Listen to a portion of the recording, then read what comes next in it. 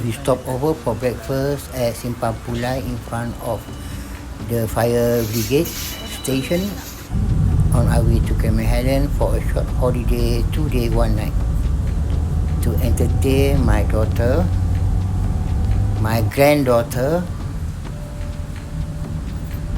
and my grandson. Next week, my daughter Nurul Farhin will be teaching again after 3-month holiday.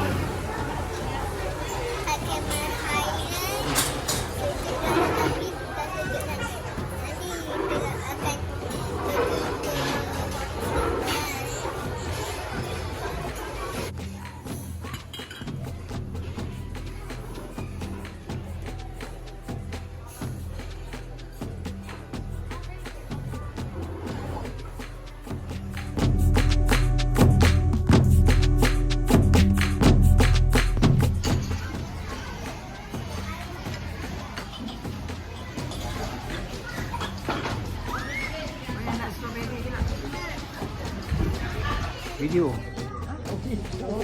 Okey, dekat sikit. Okey, hari kita dekat Padang Palas. Padang Palas, Cameron Highlands.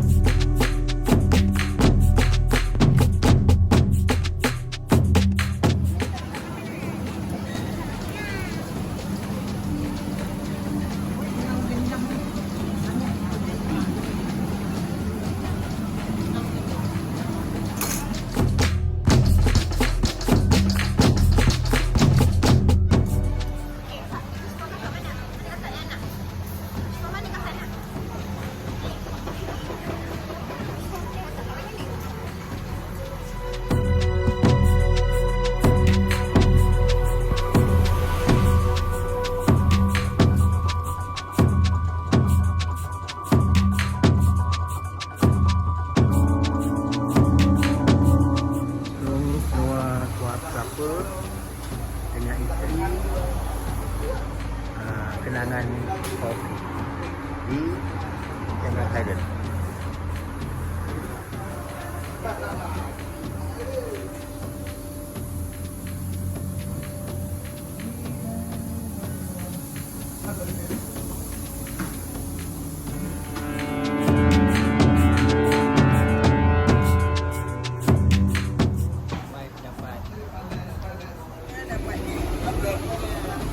Dia dah off season. Jadi dia tahu je lah dapat apa goodie bag macam ni je lah. Okay. Tapi sekali ni seronok lah dapat siapa dengan wife dengan dekat kenangan kopi. Tapi jalan besar Tanah Rata, jalan Tanah Rata.